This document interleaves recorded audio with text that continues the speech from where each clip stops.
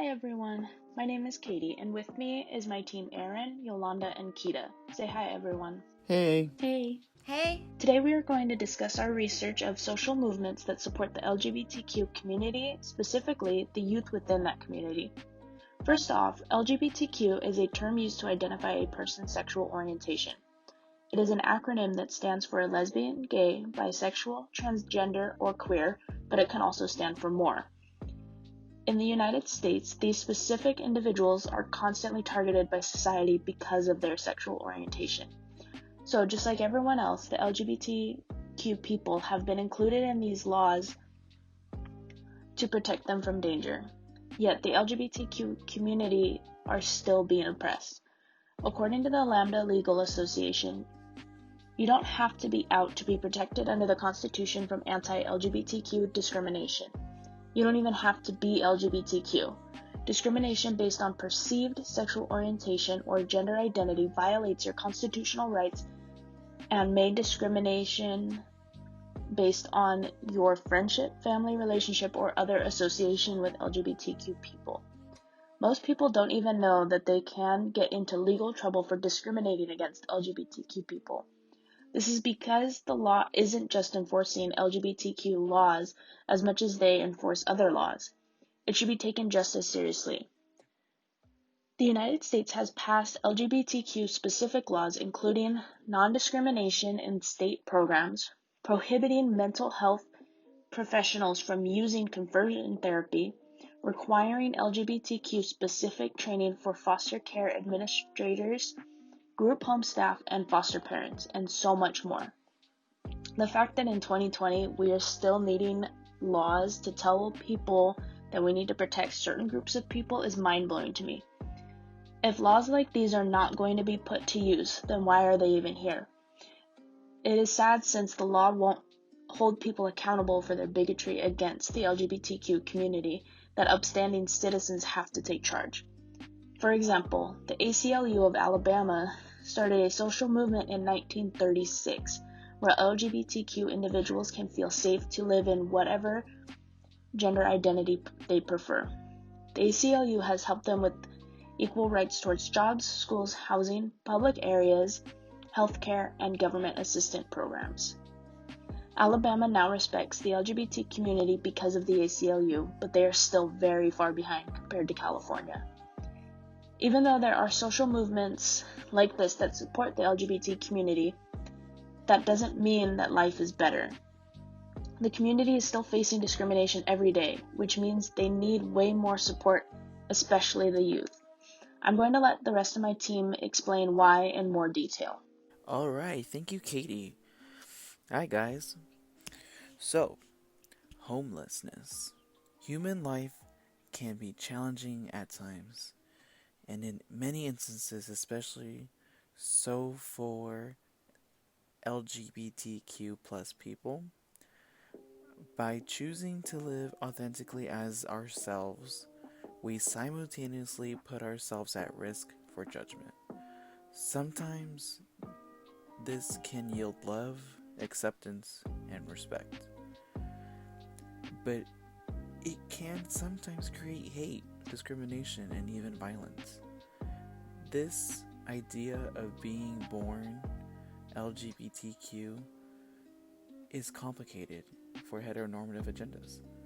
Unfortunately, for those who do not understand them and believe it is a choice rather than a birthright, they kick them out of their own homes and onto the streets.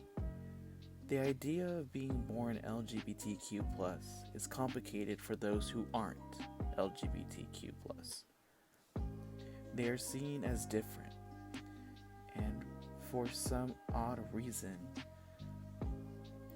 their differences put a target on their back. Others see them as outcasts instead of choosing to try to understand them. They instantly kick them out on the streets, which is why there are high rates of homelessness in LGBTQ communities. The homelessness census and survey comprehensive report suggested that LGBTQ plus individuals experience homelessness at a higher rate than the general population, especially those under the age range of 25. 7% of homeless survey respondents identify as LGBTQ plus in 2019. Of these respondents, over half identified as bisexual, 16% identified as gay, and 16% identified as lesbian. With this in mind, society as a whole already has an issue with homelessness.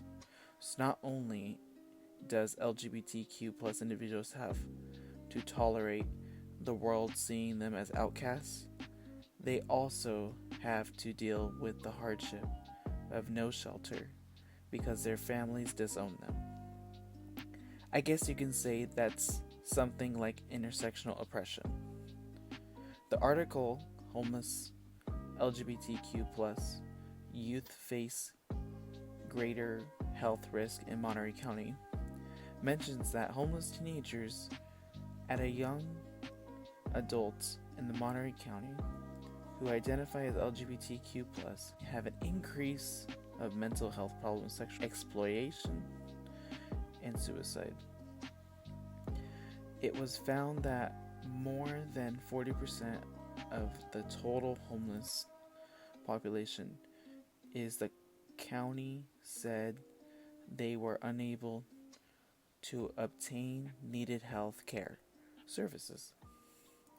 Researchers found that homelessness increases certain health risks, including, but not only to, improper nutrition, mental health, sexual abuse, suicide, drug and alcohol misuse. A reason why these LGBTQ plus youths were on the streets correlate back to family rejection events, bullying and discrimination, and even fearing bullying and discrimination. There is a way to help provide more services in Monterey County. A way to start would be looking into a donation program named Outreach, a fund for LGBTQ plus life in Monterey County. This place provides a field of interest fund of the Community Foundation for Monterey County, established to improve the quality of life for LGBTQ plus family members, friends, and loved ones. The good news is, for this foundation, is that they have acquired an advisory committee. This committee got through with a comprehensive study with an input from over 300 LGBTQ plus personnel and allied community members. During that comprehensive study, the study found that the local LGBTQ plus community is resilient. They demonstrate a drive to address critical issues and continue to have a strong interest in the community building, as well as a paramount needed to support LGBTQ plus youth in Monterey County, and even have a form of way for supporting those by having drop-in resource centers so that those who seek out the resources can gather up in this place and have a better access in their community with the resources and information they so desire. The outreach is an opportunity for individuals, corporations, and foundations to pool resources and make positive change through grants to nonprofit organizations serving Monterey County's LGBTQ plus communities. As stated from their website, our community is just a stepping stone for those who seek change. A community can help bring in resources.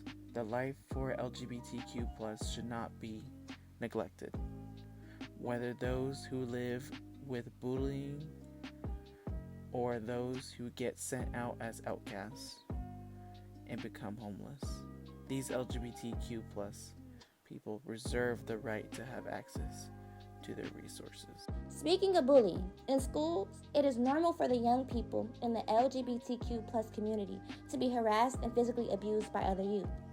The academic facilities should be a safe environment for students to learn. Instead, it is dangerous and isolating. The site called Bullies Out mentions that school can be challenging for any pupil, but many LGBTQ plus youth face an alarming amount of bullying and harassment. Like all forms of bullying, homophobic bullying can be seen through name-calling, spreading rumors, online bullying, physical, sexual, or emotional abuse, and can include making comments about a person's gender or sexuality that deliberately makes them feel uncomfortable. Calling a person names or teasing them, hitting, kicking, punching, or physically hurting them, inappropriate sexual comments or gestures, refusing to work or cooperate with someone because of their real or perceived sexual orientation, making nasty comments about a person online and mocking or imitating someone's voice, mannerisms. Homophobic bullying is the most frequent form of bullying after name-calling. Research by Stonewall shows that 55% of LGBTQ plus students report having experienced homophobic bullying. In primary schools, 45% of teachers report homophobic bullying. Almost 1 in 4 LGBTQ plus students experience online bullying, and almost 1 in 10 are bullied by text message. 86% of LGBTQ plus students regularly hear phrases such as "that's so gay" or "you're so gay" in schools. 53% of LGBTQ plus young people don't even feel like there's an adult at school who they can talk to about being gay. Worryingly, 9% of LGBTQ plus students are subjected to death threats. The language used against LGBTQ plus students is unacceptable. LGBTQ plus pupils, like any other pupils, deserve to be treated with respect, tolerance, and dignity, because the reality is, it should never matter what your sexual orientation or identity is. Despite the scale of the issue, not enough schools are challenging LGBTQ plus prejudice. Only half of LGBTQ pupils even report that their schools say homophobic bullying is wrong, and even fewer in faith schools, that's at 37%. LGBTQ plus students feel alone at school and don't think anyone cares for them. How can you expect one to learn when they are distracted by all this toxicity? They shouldn't have to feel trapped in a place where they have to worry about someone coming to stick their tongue out at them because they're lesbian, or smash a broom up their rectum because they're gay, smack their buttocks because they're lesbian, or grab their penis because they're trans, or question them so much because they're queer, torture them because they're any other type of sexual orientation. This is the type of violence that makes LGBTQ plus communities not want to come to school, and it lowers their self-esteem tremendously. It is these schools' jobs to teach all their students that discrimination is prohibited in this society. An author named Alan Goodboy published this journal article titled LGBT Bullying in School, Perspectives on Prevention, and I think this is a great piece to demonstrate just how schools can better support the LGBTQ plus community. The article writes, "We believe that education is one of the most effective ways to prevent and deter LGBT bullying in schools. After all, student miseducation is a principal cause of homophobic and transphobic bullying." Some adults teach prejudiced beliefs and impart heteronormative ideologies to children, who then enforce traditional gender norms among other students. Fortunately, K-12 teachers can counteract this miseducation. Our K-12 teachers have the power and ability to shape the culture of their classrooms and subsequently entire schools.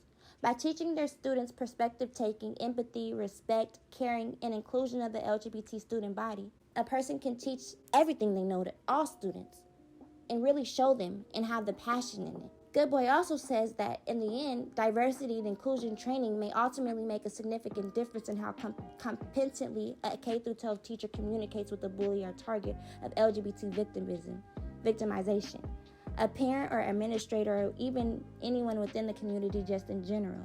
But if they have never received the training they need, then they cannot expect K-12 teachers to know how to serve as inclusive educators, how to communicate with bullies, victims, or bully victims involved in LGBT mistreatment, or how to even begin to understand the daily and long-term issues that LGBTQ plus students face at school or elsewhere.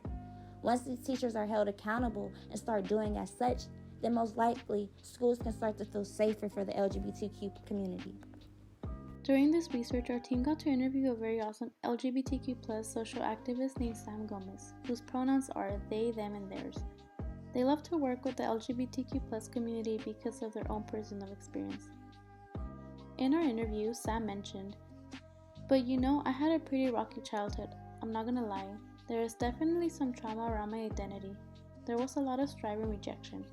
Growing up in a traditional Mexican household where they are Christians, my grandparents who lived with us at the time, my grandfather is a pastor of a church, So that was a really difficult thing to try to develop my own sense of identity and not feel ashamed. And just like trying to accept that and embrace it.